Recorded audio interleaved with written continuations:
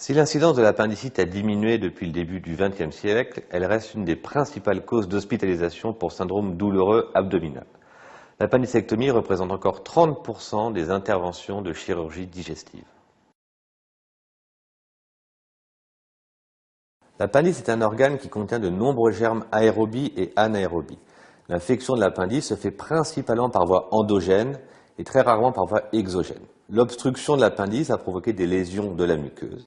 Cette obstruction peut être secondaire à une hyperplasie lymphoïde, ce qu'on observe notamment en cas d'infection virale, bactérienne, au cas d'un stercolite, un résidu de matière fécale calcifiée, un corps étranger, un bouchon muqueux, parfois même un parasite, notamment l'ascaris, et puis une hypertrophie de la paroi en cas de maladie inflammatoire digestive comme la maladie de Crohn. L'appendice est une portion borgne de l'intestin avec toutes les couches histologiques normales et mesure en moyenne entre 5 et 12 cm avec un diamètre de 5 à 6 mm. Les variations anatomiques de l'appendice vont expliquer les différents symptômes que l'on peut observer en cas d'appendicite. Le plus souvent, elle est latérocécale, mais elle peut également être rétrocécale, pelvienne, mésocéliaque ou sous-hépatique. Le diagnostic clinique reste difficile, notamment chez les personnes âgées et les enfants en très bas âge, ce qui explique encore la mortalité de cette infection chez ces patients. Elle est rare avant 3 ans et la plupart du temps survient entre 10 et 30 ans. Cliniquement, on va observer une douleur abdominale en fosse iliaque droite qui parfois a débuté en épigastrique. Elle peut être associée à des troubles digestifs, nausées, vomissements ou diarrhée. La température corporelle est habituellement entre 37,5 et 38,5. La palpation va trouver une défense en fosse iliaque droite. Il est maintenant clairement démontré que les signes cliniques sont insuffisants pour porter le diagnostic d'appendicite aiguë avec certitude. La biologie va mettre en évidence un syndrome inflammatoire avec habituellement une élévation des globules blancs et de la CRP. L'imagerie a donc pris une place prépondérante dans la confirmation diagnostique d'appendicite. Il n'y a plus aucune place pour l'abdomen sans préparation. Le choix se porte maintenant entre une échographie abdominale ou un scanner abdominal. L'échographie est particulièrement indiquée chez la femme jeune afin d'éliminer toute pathologie gynécologique.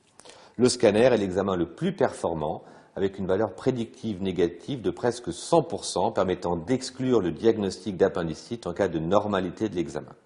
Les signes radiologiques habituels sont un épaississement de la paroi de l'appendice, un élargissement du diamètre et l'infiltration de la graisse abdominale en fosse iliaque droite. La cœlioscopie diagnostique n'a pas sa place dans la prise en charge d'une douleur en fosse iliaque droite.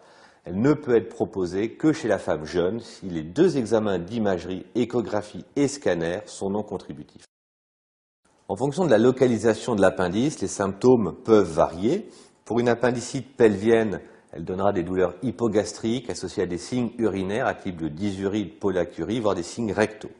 Une appendicite rétrocécale sera responsable de douleurs lombaires, s'accompagnant d'une majoration des douleurs en cas d'extension de la cuisse droite, un psoïtis.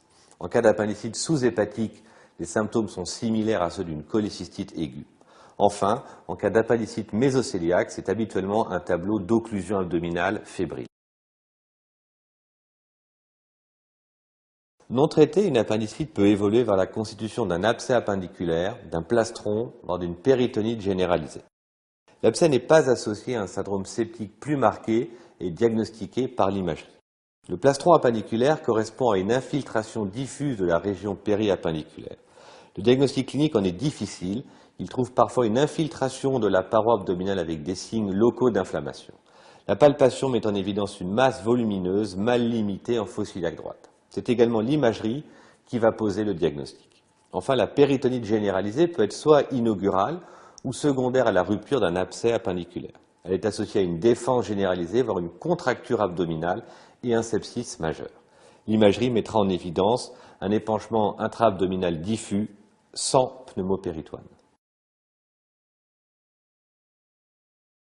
Il s'agit d'une urgence chirurgicale. Le traitement doit être tout d'abord médical avec une mise à jeun, la prescription d'antalgiques et d'antibiotiques intraveineux. Le traitement est ensuite une appendicectomie. Elle est maintenant réalisée le plus souvent par une cœlioscopie avec 3 trocars. L'intervention débute par une exploration de la cavité péritonéale pour confirmer le diagnostic et prélever tout liquide péritonéal pour une analyse cytologique et bactériologique. Le moignon appendiculaire est lié et la pièce d'appendicectomie envoyée pour un examen anatomopathologique systématique. L'intervention se termine par le nettoyage de la gouttière pariétocolique droite et du cul-de-sac de Douglas. Le traitement antibiotique est arrêté au premier jour, sauf en cas de péritonite localisée ou généralisée. Le traitement médical seul, par une antibiothérapie, a fait l'objet de plusieurs publications, mais n'est toujours pas recommandé par la Haute Autorité de Santé. Le risque de récidive d'appendicite est actuellement encore de plus de 20%. Après une appendicectomie, les patients sortent habituellement au premier jour post-opératoire. Maintenant, certaines formes d'appendicite non compliquées peuvent même être traitées en ambulatoire. Les principales complications à craindre après une appendicectomie sont l'abcès post-opératoire, habituellement pariétal après une laparotomie ou au niveau du cul-de-sac de Douglas après une cœlioscopie. On peut également observer un iléus post-opératoire, un hématome de para ou intra-abdominal, et puis plus rarement une péritonite post-opératoire par lâchage du moignon appendiculaire.